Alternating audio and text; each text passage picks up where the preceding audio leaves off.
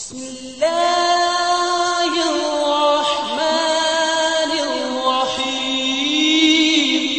اگر اب تک آپ نے ہمارے YouTube چینل کو سبسکرائب نہیں کیا تو ابھی سبسکرائب کریں اور ساتھ ہی بیل آئیکن کے بٹن کو دبائیں تاکہ آنے والی اسلامک بیان کی ویڈیو اور اسلامک واقعات کی ویڈیوز آپ کو وقت پر ملتی رہیں۔ اللہ کی تقدیر تھی، یہ جنگ جمل بھی ہونی تھی، جنگ صفین بھی ہونی تھی، اللہ کا نظام تھا، اس میں بھی اس کی حکمتیں رحمتیں چھپی ہوئی ہیں۔ جنگ جمل کی نوبت آ گئی،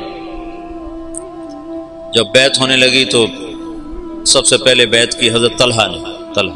ان کا یہ ہاتھ بیکار ہو گیا تھا احد کی لڑائی میں نا، تلوار وہ تیروں کو سہتے سہتے جو اللہ کے نبی پر تیر آتا تو آگے ہاتھ کر دیتے تھے، تو سارا ہاتھ ختم ہو گیا، وہ الٹے ہاتھ سے لڑتے تھے۔ اس کے بعد تو انہوں نے جب بیعت کی نا تو ایک آدمی نے کہا اوہو یہ بیعت تو ٹھیک نہ ہوگی، وہ بیکار ہاتھ سے کی نا تو انہوں نے فال لی اس سے۔ اللہ کے نبی بھی فال لیتے تھے، کہیں نہ دل بیعت لا تطن، یہ کام سرے نہیں چڑھے گا۔ 4 سال دکھ سہتے سہتے آخر شہید ہو، اتنے دکھی ہو گئے تھے آخری دنوں میں حضرت علی کہ اپنی یوں داڑھی پکڑ کے کہتے تو کب رنگین ہو، تو کب رنگین ہو، کیونکہ اللہ کے نبی نے کہا تھا علی تو اس وقت تک نہیں مر سکتا جب تک تیری داڑھی تیرے خون سے رنگین نہ ہو جائے، تیرے سر کے خون سے رنگین نہ ہو جائے۔ اور صالح علیہ السلام کی اونٹنی کا قاتل اشقا تھا، میری امت کا اشقا وہ ہوگا جو تجھے قتل کرے گا۔ تو پھر ایسے داڑھی کو پکڑ کر کہتے تو کب رنگین ہو، پھر کہتے وہ اشقا کدھر ہے، وہ اشقا کدھر ہے، وہ آتا کیوں نہیں، وہ کدھر ہے۔ اتنے دکھی ہو گئے تھے، بے وفائی، لوگوں کی جفا۔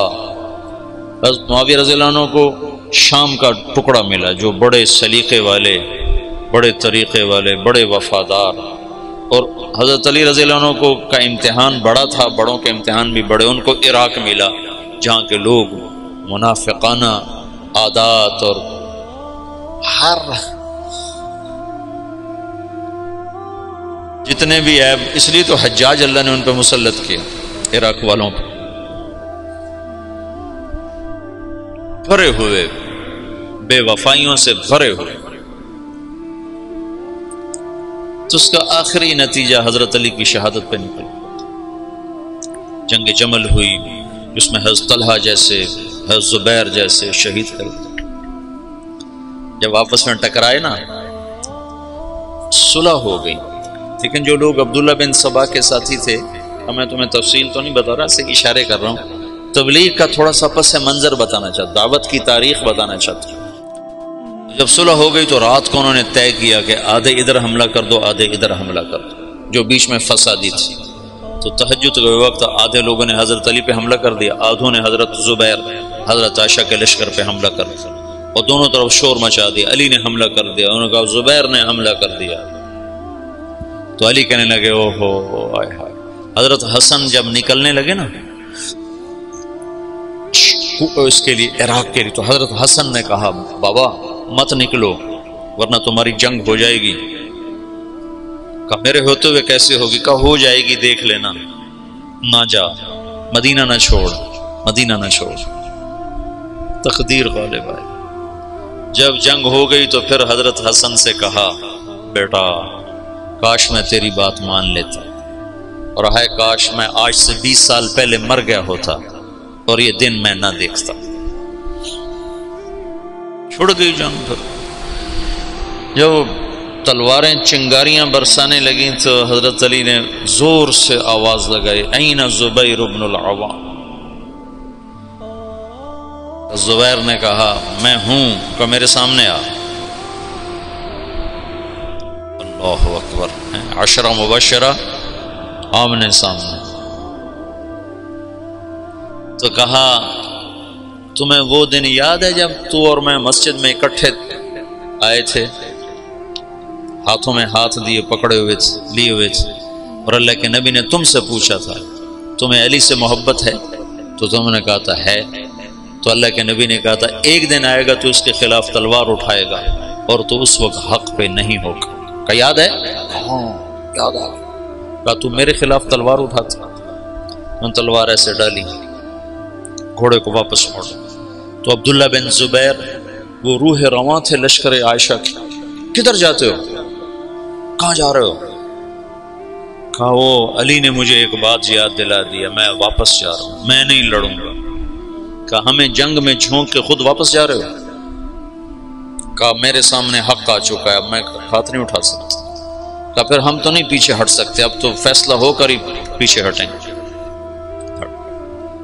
طلحہ رضی اللہ تعالیٰ عنہ کو بھی حضرت زبیر نے کہا، زبیر طلحہ یہ بات یاد کر، اللہ کے نبی نے مجھے کہا تھا۔ انہوں نے بھی گھوڑے کو واپس موڑ لیا، لیکن ان کو تو ایک تیر لگا اور اس میں وہ گر کے شہید ہو گئے، اور زبیر رضی اللہ تعالیٰ عنہ وہاں سے نکل گئے۔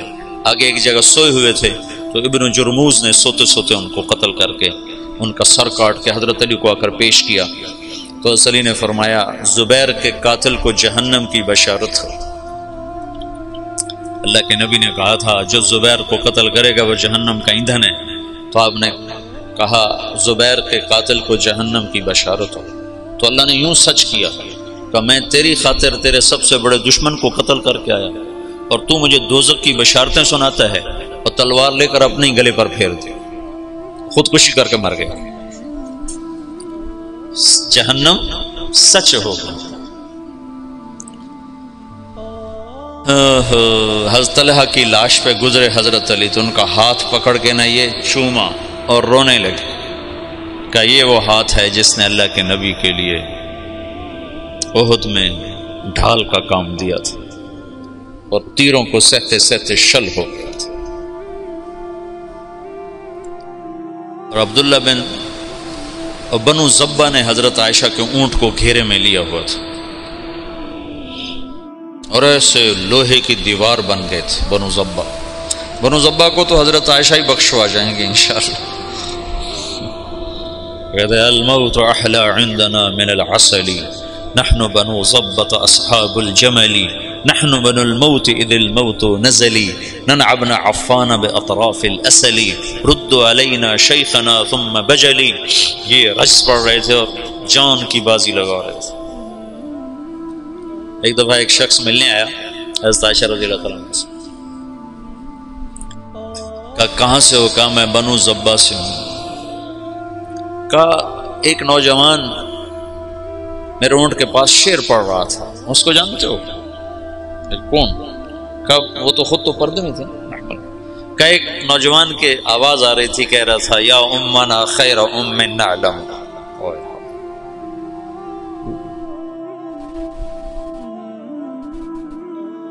یا امنا خیر ام نعلم، اما ترین کم شباب یکلم وتفتلی حامته والمعصم۔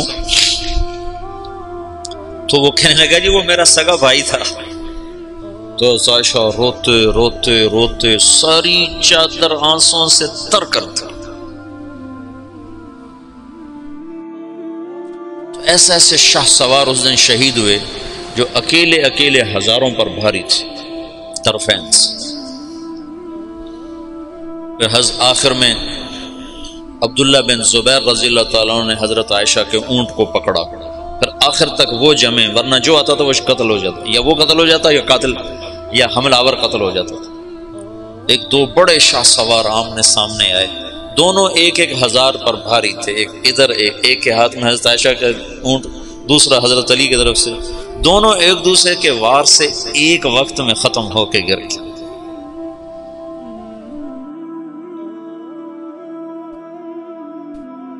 اوئے ہوئے ہوئے۔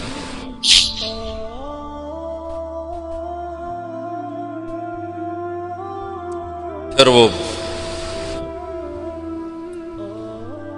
آخر حضرت علی نے کہا اونٹ کو گراؤ ورنہ جنگ ختم نہیں ہوگی، اونٹ کو گراؤ۔ انہوں نے اونٹ پر وار کیے، اونٹ گرا۔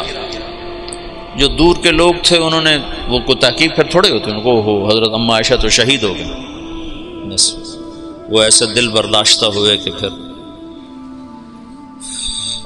میدان چھوڑ دیا۔ تو حضرت علی نے فرمایا کوئی کسی کے پیچھے قتل کے لیے نہ بھاگے، مال غنیمت کے طور پر مال نہ لوٹا جائے۔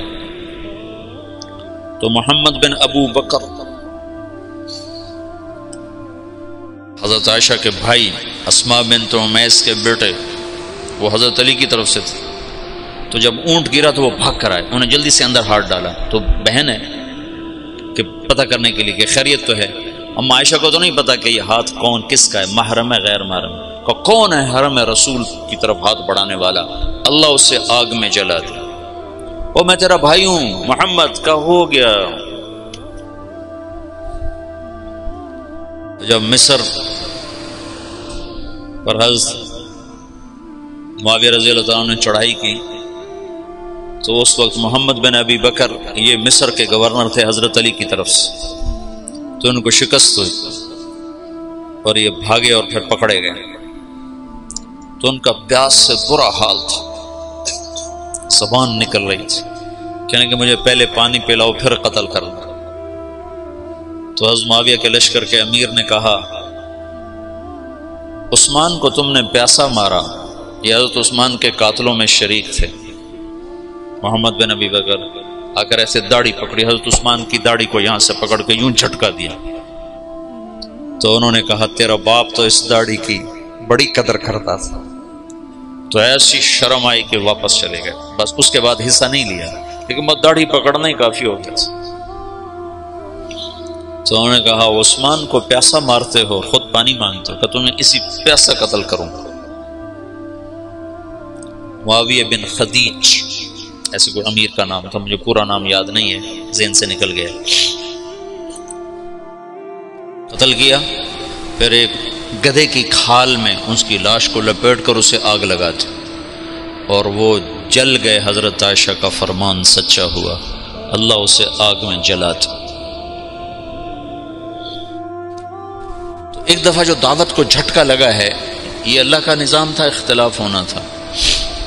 حضرت علی کی شہادت پر ایک دور ختم ہوتا ہے، حضرت حسن رضی اللہ عنہ خلیفہ بنتے ہیں، پھر وہ 6 مہینے بعد حضرت معاویہ کے حق میں دستبردار ہو جاتے ہیں، اور پھر دوبارہ دعوت کا دور چلتا ہے، اور پھر دعوت اپنے علی قدم و ساق قائم ہوتی ہے، اور پھر وہ اسلام کی ریل پیل لہل بہر دوبارہ واپس آتی ہے جب حضرت معاویہ رضی اللہ تعالیٰ عنہ خلافت کو سنبھالتے ہیں.